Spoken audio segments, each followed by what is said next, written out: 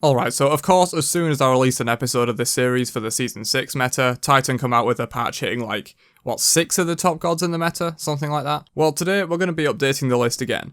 I know it's sort of soon after my previous one, but I'd rather remake this than have people go watch the older one and get some bad info, so let's do this. As always, this list is aimed at ranked and casual conquest, with a bit of influence drawn from competitive and my own opinion and experiences playing in mid-diamond ranked. Okay, so let's kick it off with the solo laners.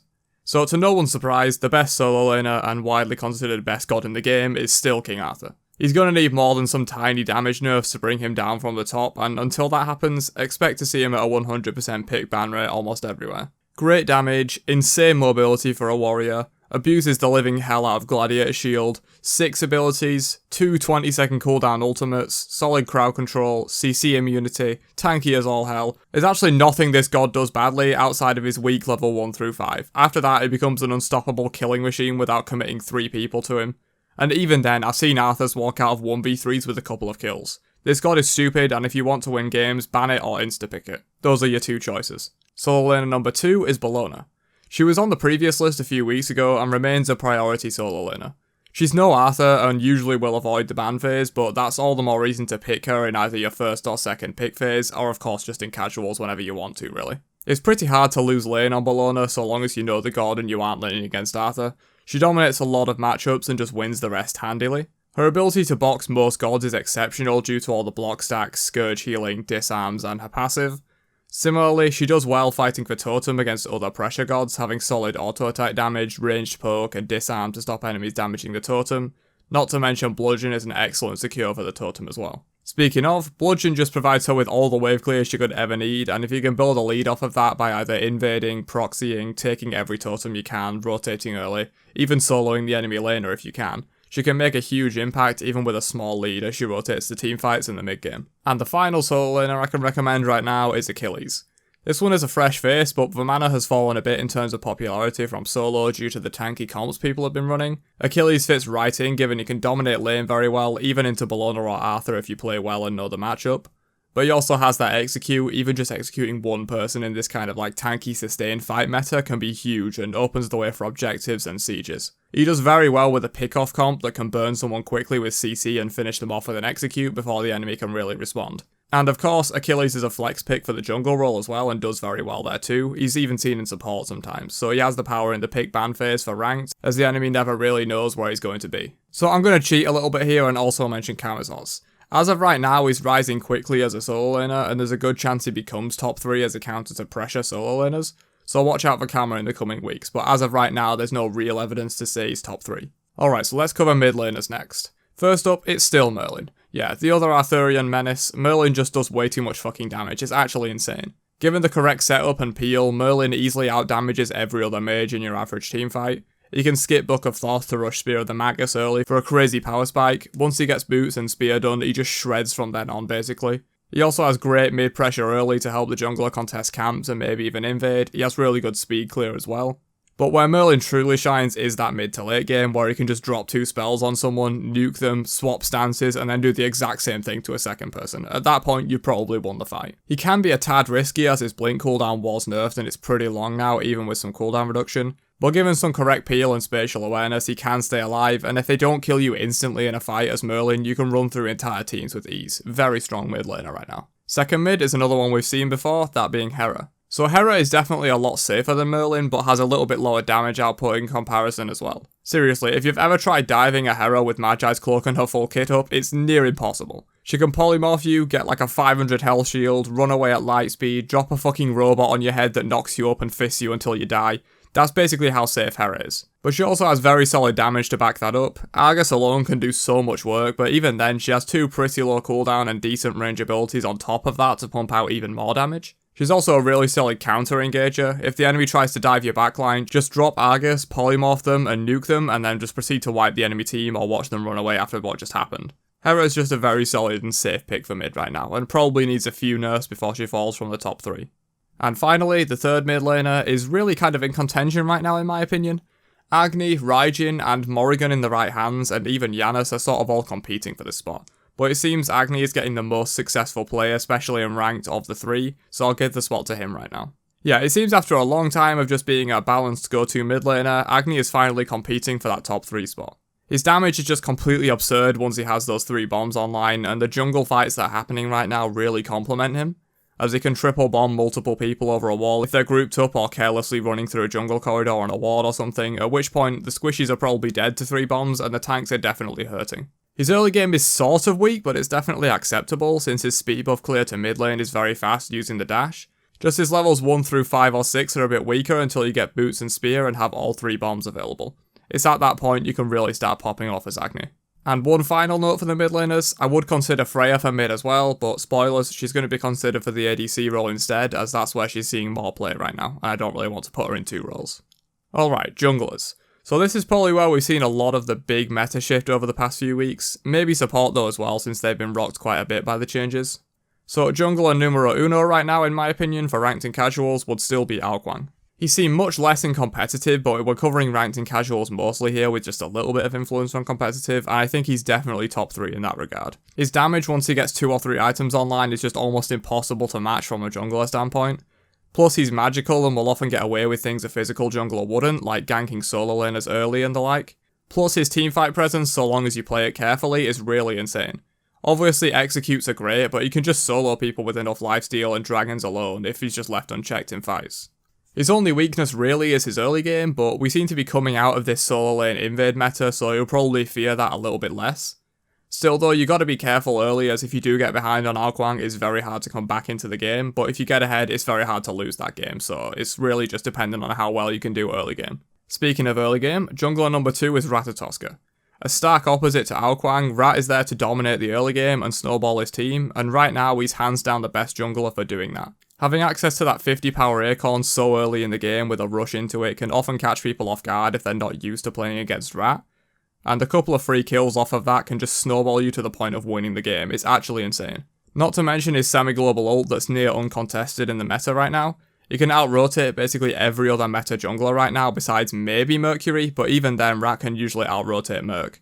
So it's really just insane how quickly he can get around the map and gank early to snowball his team into an easy win.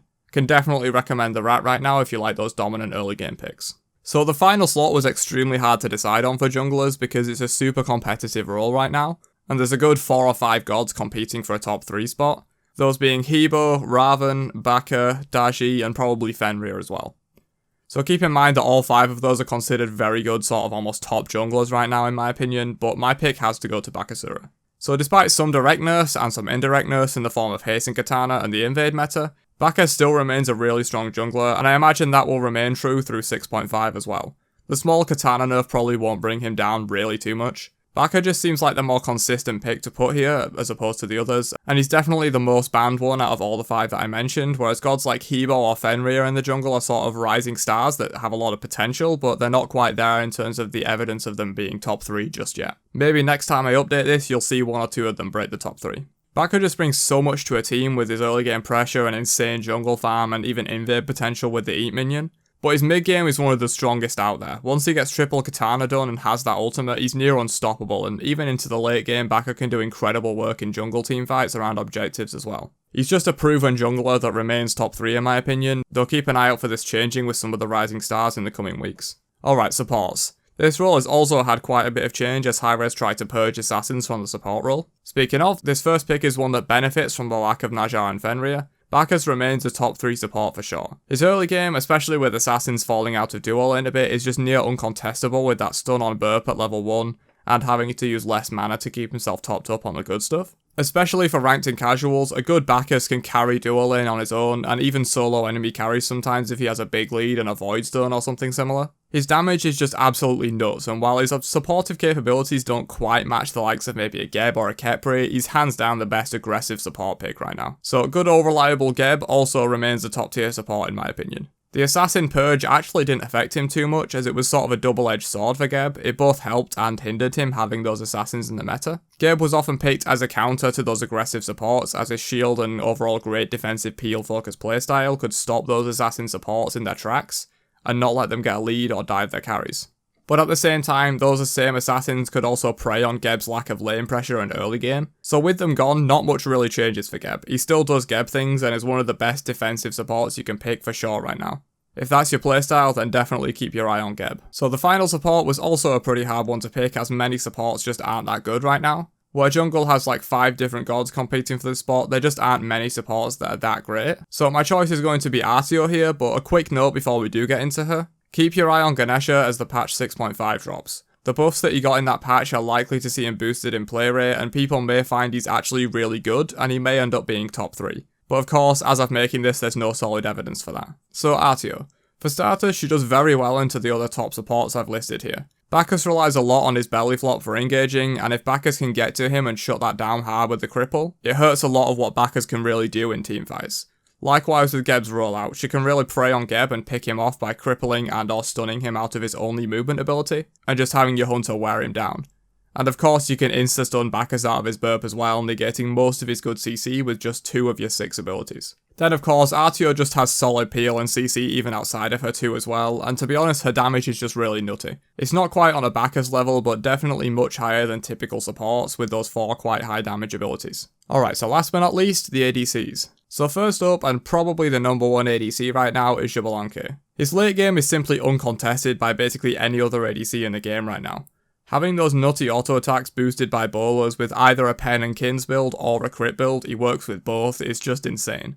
But then on top of that crazy damage, the ultimate is just hands down the best for teamfighting, objective secure, and sieging ultimate of any ADC. Need to siege a Phoenix late game? Pop the blind and just take that shit for free. Most teams won't try and defend a Phoenix while blinded by this ultimate, and you can take most of a Phoenix in the few seconds it gives you. Plus it's great for any kind of teamfighting situation, especially around objectives. You can pop it to scare enemies away and secure the objective for your team, pop it as a counter engage to like steal or fight for an objective. Outside of his slightly weak mid game, this god is just insane right now. Second ADC, as I've mentioned before in the mid section, would be Freya. She's definitely fallen a bit and is no longer an auto ban or anything, but she's still solid for that ADC role. She's basically strong at all stages of the game, and she can shred people like nothing else, especially the likes of solo laners building a lot of physical defense and then realizing Freya kills them in 5 auto attacks. Plus having this pick in ADC allows you to run a physical mid if you want to, like Ula, so that's a small benefit. She's fairly safe as well, perhaps not so much as the likes of maybe a Jingwei, but she does have that self banish on the ultimate and the enemy banish on the 3. It can buy her a lot of time to wait for backup or just reposition herself and continue fighting. But she's not infinitely safe, and I think people have started to realise that you can just engage on a Freya, burn her ultimate, reset, and then just run her down afterwards, due to her lack of real mobility. But on the right comp, in the right hands, Freya can be unstoppable, especially in lower level ranked and casuals. She's a very strong ADC still, despite all the nerfs. Back to Hunters for the final ADC. For this one it was very close for me between Jingwei and Kernanos. But it seems Cern is seeing the more consistent play and brings a little bit more to the team, plus he has that flexibility and builds that Jingwei doesn't really have. I think the rise of Icaval contributed to Cern's success a bit and it is getting nerfed, so keep your eye on builds to see if that's still a viable rush. But right now a Cern with just boots and Icaval can outbox any other hunter in the game it seems, and if left alone he can just get a huge lead coming into those later game teamfights and just shred everyone in sight, along with also having access to that very solid teamfighting ultimate that some other ADCs lack. Cern just seems like an overall solid pick right now on almost any team comp, with the aggressive early game builds running around, and I can definitely recommend him for those aggressive ADC mains out there. Alright, so that's all I've got for the top 3, or slightly more, gods for each role as of patch 6.5, the Sands and Skies update. As always, there will be other gods that are strong. These are just my thoughts on the very best ones based on my own experiences and that of others as well. But that's about it. Catch you guys in another video, have a great day, and peace out you nerds.